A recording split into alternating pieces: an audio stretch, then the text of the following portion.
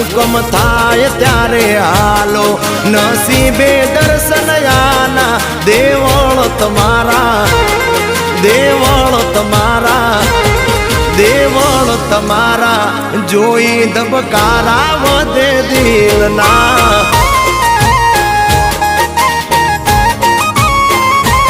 એ દેવ હોય તો ધક્કો આવે બાકી કોઈ ના બોલાવે સાંભળ્યો હારે હોય તો સંગ દ્વારકા પોગાડે મંજિલ તમારે